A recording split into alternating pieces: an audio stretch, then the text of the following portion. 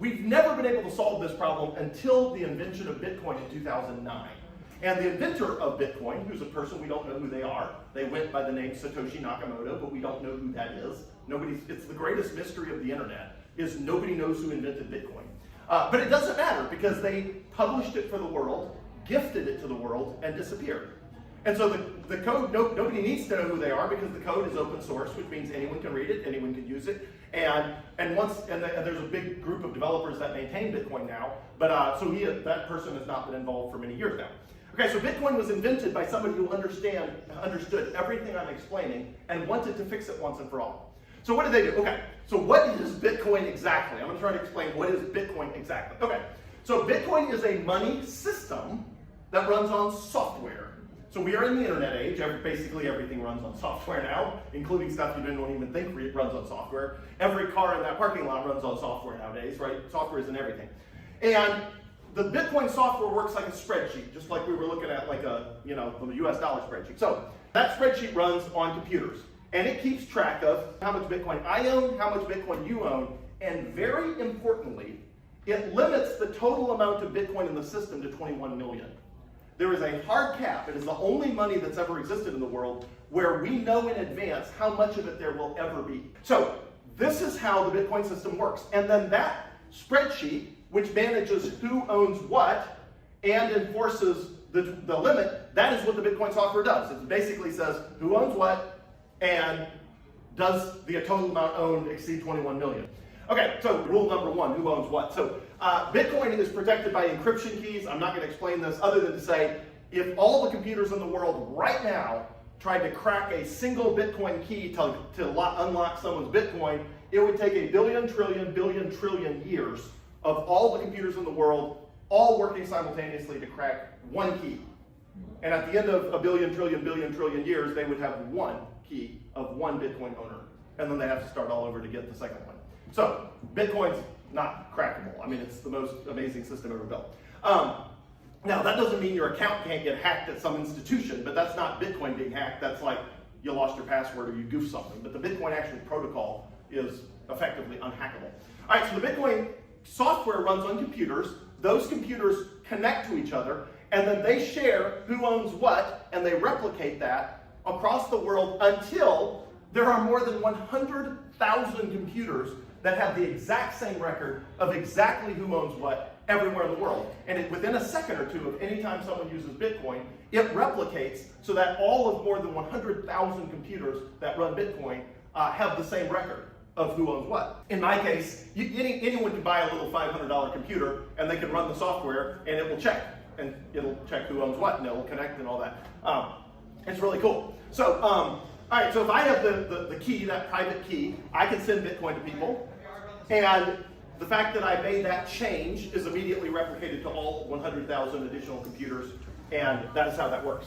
Okay, how does it enforce the 21 million limit? Well, I'll cite a few sources first. This is the Wall Street Journal. The computer code behind Bitcoin imposes a hard cap of 21 million Bitcoins. That is the headline on a major Wall Street Journal article about Bitcoin is, behind Bitcoin's rallies, a simple fact, supplies are limited. This is straight from the White House of the United States of America that says this was the creation of a strategic Bitcoin reserve, which was signed into law a few weeks ago.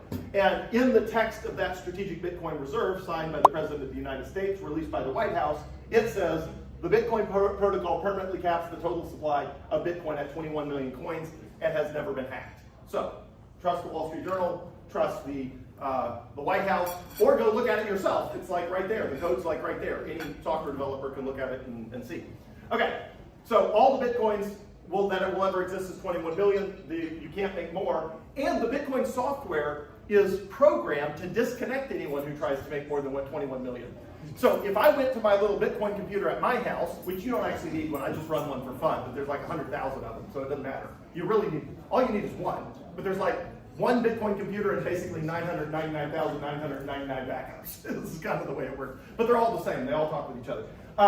If I went in my little Bitcoin computer and changed the code so that there would be more than 21 million, all of the Bitcoin computers I'm talking to would cut me off. They would say, these are the rules.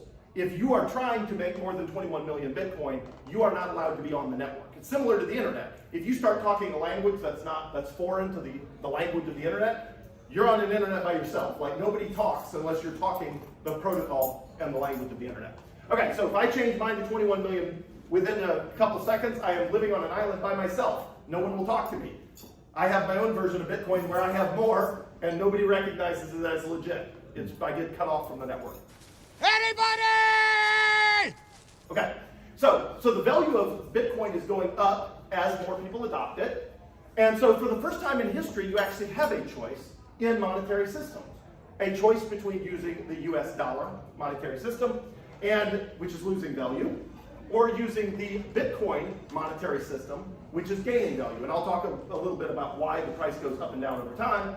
In fact, I'll jump straight into that. I'm going to speed do this, and we'll do Q&A.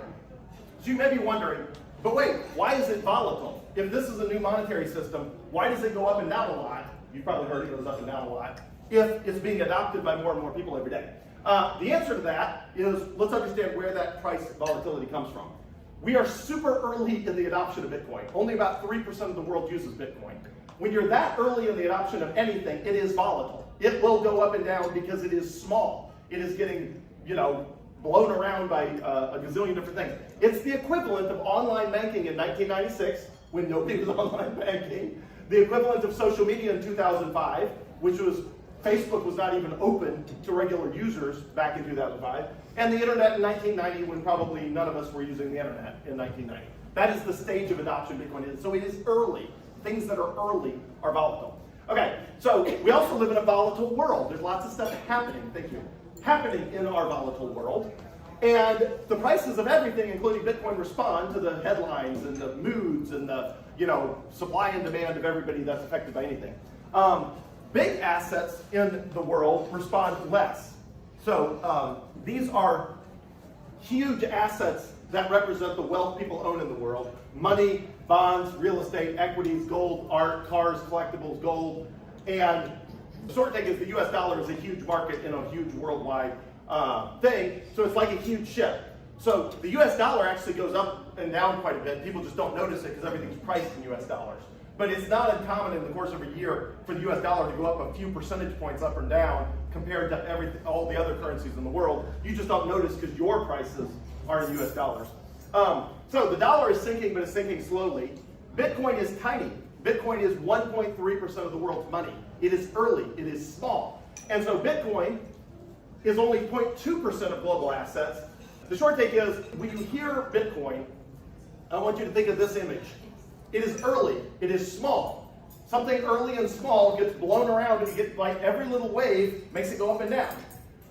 One day, Bitcoin will look more like the US dollar, a major thing on the surface of the water. It will get there, but it's just going to take time. And until then, Bitcoin will go up and down with each wave.